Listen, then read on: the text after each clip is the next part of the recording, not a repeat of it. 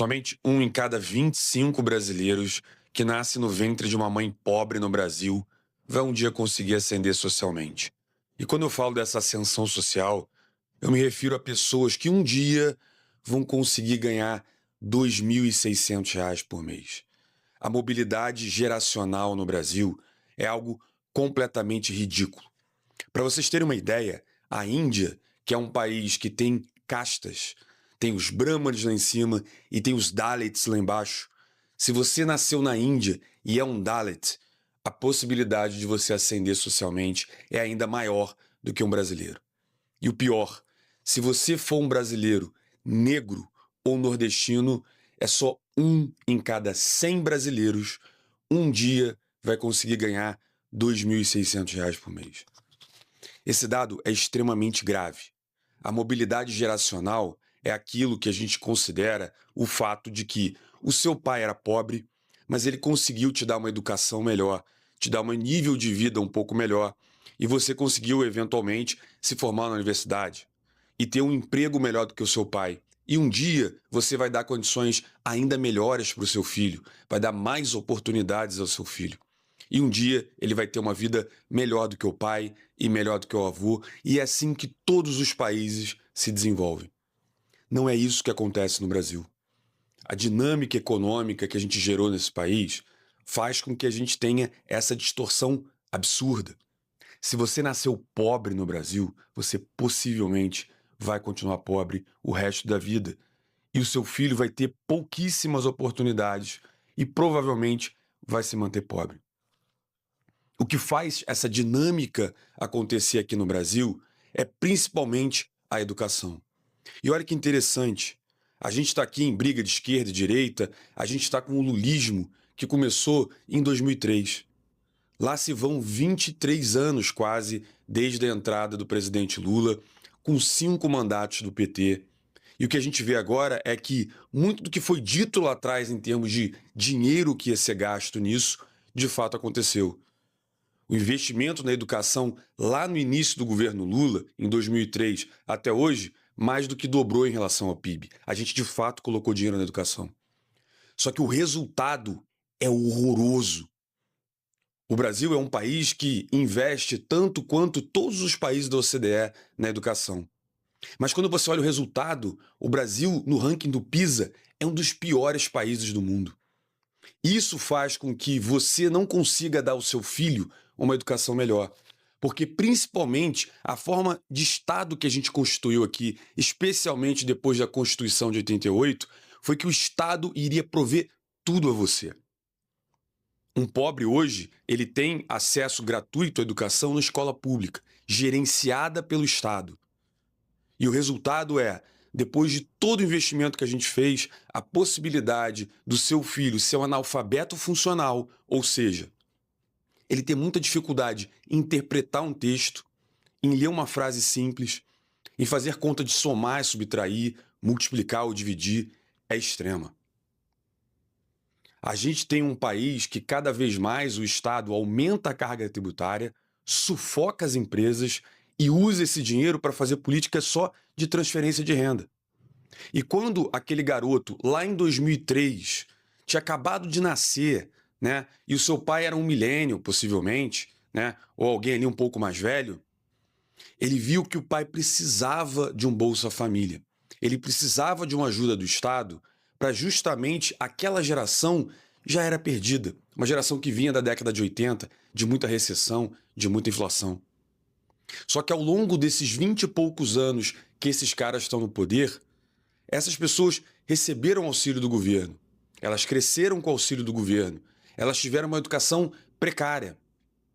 Elas tiveram uma primeira infância horrorosa, porque aqui no Brasil o pior problema ambiental que a gente tem é falta de saneamento básico. Essa criança possivelmente cresceu numa periferia, eu que sou carioca, lá numa favela, ou numa quebrada em São Paulo, ou no bairro pobre em qualquer outro lugar do Brasil, sem acesso ao esgoto, com dificuldade alimentar. E qual a solução que o Estado deu a tudo isso? Dá um pouquinho de dinheiro para a galera, dá um pouquinho de dinheiro. E as pessoas foram vivendo com aquele pouquinho que recebia do Estado. Hoje, o filho de um cara que nasceu lá no primeiro governo do PT, hoje ele é pai. tem 20 e poucos anos. Ele pode ter muito bem um filho. E o pai dele, que era avô agora desse menino que nasceu, todos estão na mesma situação. Dependem da ajuda do governo, dependem do Vale Gás, depende de brigar por um transporte gratuito. A massa pobre no Brasil, ela depende do Estado, mas o Estado dá a ela migalhas, que mantém elas pobres, que não dá oportunidade. E o grande problema que a gente tem hoje no mundo é a evolução da produtividade do trabalho. Quando lá na Revolução Industrial a gente ficava apertando o parafuso, aliás, quem viu os filmes do Charlie Chaplin, por exemplo, você via, ele fazia brincadeira com isso. A gente só fazia um negócio simples. Depois foi evoluindo. Entrou a internet, entrou informação. Você tem que melhorar a sua produtividade. Hoje, o cara que era boia fria lá no agro, hoje ele tem que operar drone. Ele tem que entender de posicionamento de satélite, ele tem que entender de composição química do solo. É extremamente produtivo o setor agropecuário no Brasil. A indústria brasileira, abandonada, não consegue competir, porque aqui no Brasil a carga tributária é tão grande que você não consegue produzir algo que seja efetivamente, tenha alguma força concorrencial com outras indústrias do resto do mundo. Isso faz com que a nossa indústria seja uma indústria subdesenvolvida, pequena, que não dá espaço para essa massa. E o pior de tudo, a galera que é mais pobre não é treinada. Se o cara precisa entender de inteligência artificial, dominar inglês, dominar uma segunda língua ou uma terceira língua, se esse cara precisa entender muito de finanças, do que está acontecendo no mundo, interpretar os movimentos do mundo, se essa pessoa tem dificuldade em somar e subtrair, interpretar um texto, como essa pessoa vai competir? E a solução proposta pelo PT hoje é a mesma de 2003. Dá uma graninha para essa galera aí. O cara não vai morrer de fome. Recentemente, depois que o governo Lula voltou, houve uma discussão sobre ter aumentado as pessoas passando fome no Brasil. Se aquilo realmente piorou no governo do Bolsonaro, se foi a crise sanitária, eu não quero entrar nessa discussão. Eu quero que só que você pense o seguinte, reflita sobre o seguinte. Que país é esse que em um ano que você tem algum problema econômico, 30 milhões de pessoas passam a passar fome? O que a gente desenvolveu dessas pessoas nesse país? Pandemia teve no mundo inteiro. E nem por isso disparou fome na Europa, nos Estados Unidos, em países mais desenvolvidos, no Chile, aqui na América Latina. Por que isso aconteceu só aqui no Brasil? Porque a gente não prepara o nosso povo. A gente tem a ideia de pega o dinheiro do rico, dá para o Estado, e o Estado resolve o problema. Recentemente a gente teve uma situação. Recentemente a gente teve uma taxação aí a dividendo, coisa parecida. Vamos atacar os ricos, todo mundo da esquerda lá, ê. A gente conseguiu arrecadar 40 bilhões de reais, é uma previsão. Poucos dias depois, saiu um penduricário do judiciário que custaria 40 e poucos bilhões de reais. A gente tirou dinheiro do rico de produção e passou para super salário do judiciário, para pessoas que já estão no 1% mais rico. O que a gente conseguiu construir nesse país foi uma idiocracia.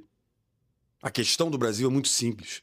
Os caras conseguiram dividir o país entre esquerda e direita, entre Bolsonaro e Lula, entre o Nicolas Ferreira, sei lá, a Tabata Amaral, a Erika Hilton. A gente dividiu grupos que pensam iguais. Se você botar na minha frente, eu consigo dizer se uma pessoa é de um grupo ou de outro com só uma pergunta, sobre qualquer tema. E se eu sei qual grupo essa pessoa pertence, eu simplesmente sei como ela pensa sobre todos os aspectos da vida dela. Eles conseguiram tribalizar a gente. Então eu não consigo discutir com um cara que é de esquerda. E nem de direita. Eu sou um cara libertário. Mas eu posso sim sentar à mesa e entender que todo mundo está imbuído do mesmo espírito. A gente precisa melhorar a economia, a gente precisa incluir pessoas mais pobres. O cara que é de esquerda, ele tem um pensamento um pouco mais coletivista.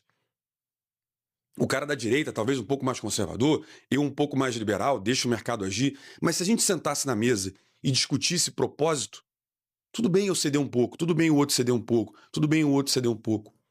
Os caras construíram uma forma de que, quando o outro lado está errado, as pessoas do lado defendem e atacam o outro. E quando o outro está certo, elas também atacam.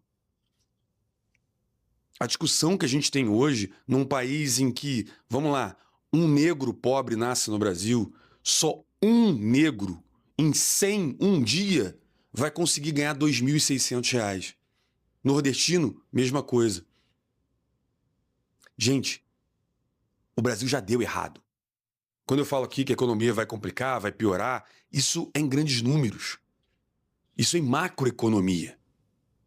Aí vem gente aqui que é contra o que eu penso, ou de um grupo A ou do grupo B. Tá vendo? Você disse que o Brasil ia quebrar. O Brasil já é quebrado. Esse número que eu tô falando para você, ele coloca a gente no patamar de países que estão em guerra civil na África subsaariana. De novo, a Índia, como uma sociedade em casta, tem mais mobilidade geracional do que o Brasil. Então, se a gente não parar de brigar por idiotice, a discussão atual, nesse momento, hoje é Natal, né? Dia 24 de dezembro de 2025. A discussão que a gente tem hoje no Brasil, que toma a mídia, é sobre as Havaianas. Ah, porque a fulana disse do pé direito, do pé esquerdo. Aí o lado de lá, não, porque o Nicolas botou uma peruca e não sei o quê. Enquanto isso, nascem no Brasil muitos pobres que não vão ter acesso à educação, que não vão ter acesso à saúde, que não vão ter acesso ao saneamento básico. Hoje eu adoraria que você refletisse sobre essa discussão inútil, inócua que a gente tem de falar de lado A e lado B, motivado pela rede social. Eu tenho um canal, galera. Eu ganho uma graninha com esse canal. Se eu quisesse fazer muito dinheiro aqui, era só eu ficar fazendo macacada em cima de Havaiana, em cima de Nicolas, em cima de prisão de Bolsonaro. O que eu mais peço nesse canal é que a gente tenha a compreensão de que está todo mundo nesse mesmo barco. É óbvio que eu e pessoas que estão numa posição melhor, que são muitas que me assistem, têm tranquilidade em parar o seu tempo e ficar discutindo sexo dos anjos.